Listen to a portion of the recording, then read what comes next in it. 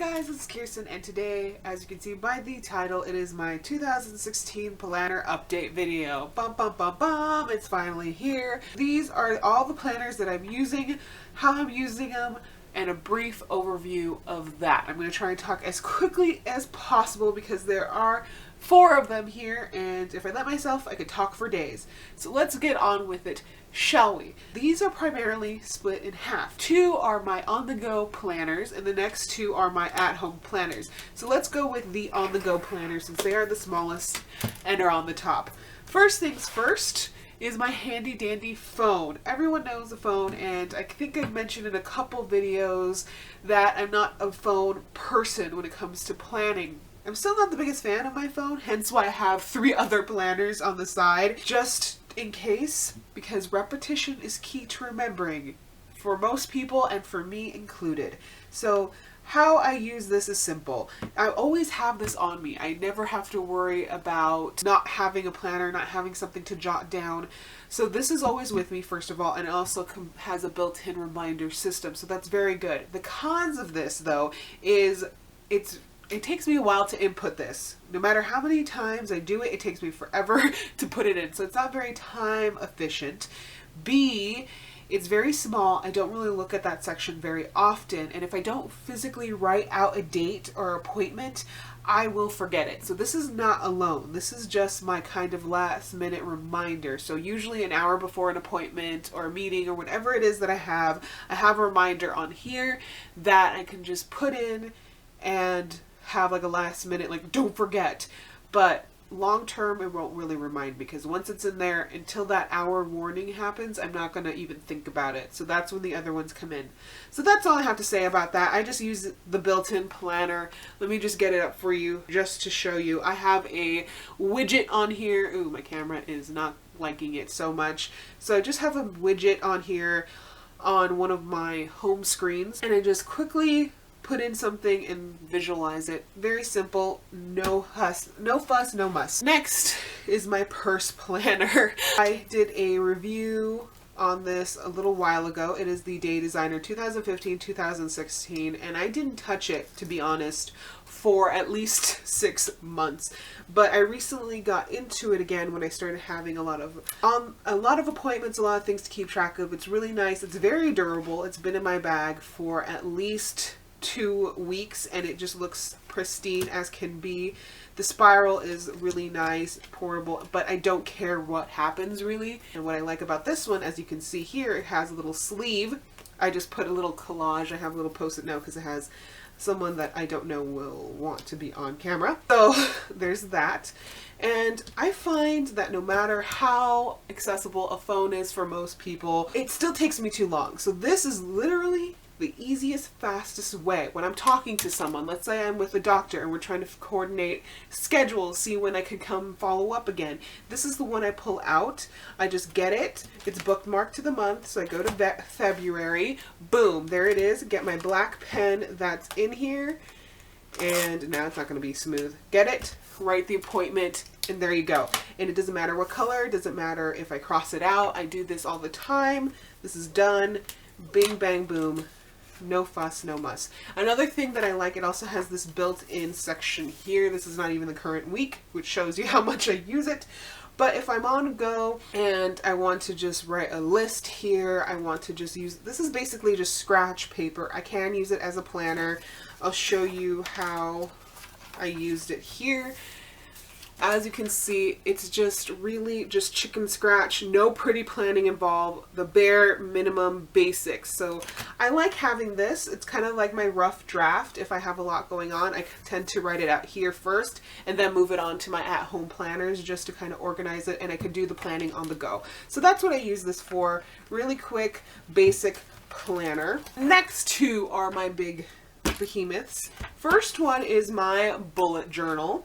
And my second one is my happy planner. So both of which have videos dedicated to them. If you guys want an updated how I use it now, let me know and I'll be happy to do so. I'll probably be doing a flip through for this guy. So look forward to that. But again, if you want any further questions, let me know. So first things first is my bullet journal. I put this in my giant Midori, faux dory I should say, and take it and leave it here because it's so big.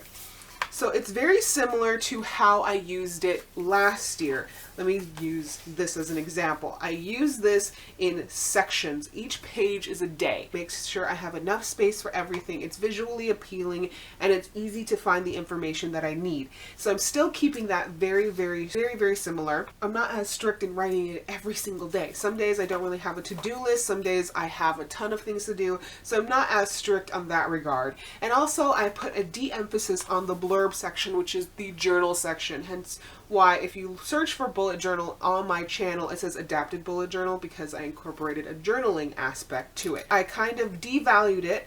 I do have some here. This is obviously empty, but I just find myself not needing to do it as much because I have find a different way to record my life. I have Project Life, I have, you know, social media, I have YouTube, so I don't have as much emphasis on the blurb section. So that's the primary change in the day layout. I also have a more of an emphasis on, let's see if I have it here, on a health section. So I'm not going to show you in depth because it's personal, but instead of the blurb, I have a health, and because of my new health concerns, I find it easier and more helpful to just write a little update on how I feel that day, if any of my symptoms are flaring up, all the sorts of things. If I notice a pattern, like if I eat a certain food, I could record it here, and then later on I could go back and visually see it because I'm not going to remember it just on my own. So there's that. Another thing that I'm incorporating or trying to incorporate here is this here. In the traditional bullet journaling system, you're not supposed, it's like supposed to be all in one, only supposed to use a pen. I always cheat, always cut, always paste, always glue. It's easier for me just to print it out and glue this here, and just I decorate it with some washi tape, and there's that. This, I don't know if I'm going to keep this. I have it for January just to see how it looked. I didn't really use it all that much because I just started using it a lot in February. But I have this here in case I want to minimize. If I want to get rid of this planner or whenever this is done, since it's a 2015-2016, so it only has a few months left. So whenever this is done, if I figure out I don't really want it, I could just take this with me and just use this how I use the other one, and it'll be fine. The only reason why I have the purse planner, to be honest, is because I have it and I want to use it up, and I also want to perfect the system first. So there's that. The monthly planner, just typical, no pretty, no fuss, no muss, just washi tape and some glue. So that's another thing. I'm also going to incorporate more lists. It really stopped me last time from using this as a all-in-one, put all my lists, all my moments, all this, is because I was afraid of imperfection. But you know what? I'm out with it. I'm just going to use it to its fullest potential. So I'm incorporating some lists in there. I have my YouTube videos. I have some happy moments, and those are the ones that I have so far, slowly trying to trickle it in. But there you go. So here again is the monthly calendar. And then here I have my goals section. So basically I haven't finished it off, but I just use washi to block it off and have different sections. So I have a health section, I have house, finances, other goals, dark and a half goals, and pet goals, or things to do. It could also be considered a to-do list, but I like putting goals. Goals seems more positive, and I want to put more emphasis on goal making, since in the past that has kind of been a weak point. I've been kind of afraid to, you know, fail at it. So I'm trying to break out of that and actually do goals. As you can see, they're a little bit empty and we're like halfway through February, but we're going on there. So again, this is how they're looking now. I'm starting to use washi tape more, incorporating various sections, playing with it. So it's still pretty, but not as pretty as it was before. That sounds kind of down, but it's true. It has fun, but still business. So I have a work section here so I could talk about work, I can incorporate all sorts of things. Also, you can see on these pages here, let me get a blank one here. So I have stamping incorporated here just because it takes up space, it's fun, it adds a little bit extra to it. You don't have to do it. I'm not one for calligraphy. I don't really like my handwriting, so it's just easier for me to use a stamp, but by no means is this necessary. So this is what it is for, just a little bullet journal, nothing too crazy. If you want an in-depth video when I kind of have more in there to show, I'll be happy to, again. And then last but not least, what about my happy planner? I do all sorts of videos on this. I do pretty planning. Like with all these planners, what else do I need this for? First and foremost, I love it for pretty planning. You have a ton of space. I mean, look at this. I couldn't do that with any of the other planners. It's just a creative outlet. It's beautiful, it's lovely, it's memory keeping, and it's just fun. It's just really, really fun. I get to play with stickers and washi in a way that I wouldn't otherwise.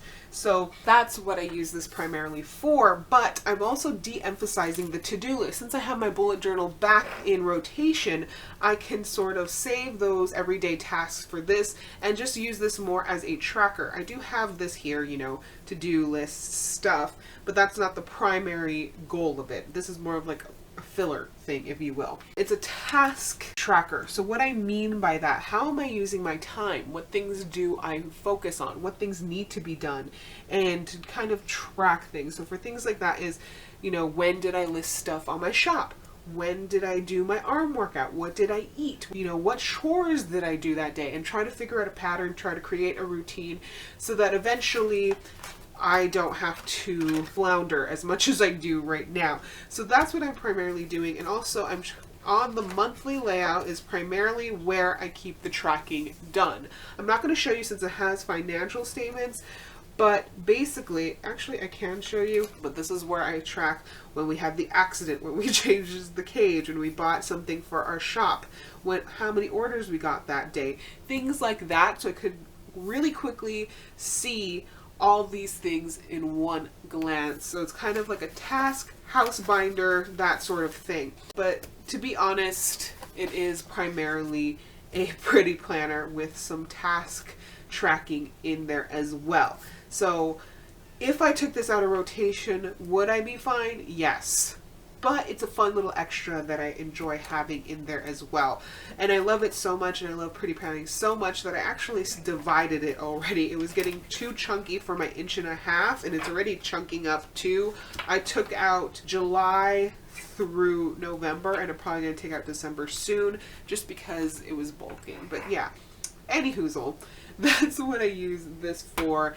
Pretty planner, household tracker binder of sorts, extended to-do list slash list book, on the go, and last minute reminder slash always with me. So that's what I use for 2016 so far. Hopefully you guys found something useful. If you have any questions, comments, or concerns, again, leave them down below and I'll get back to you as soon as possible. So see you guys later.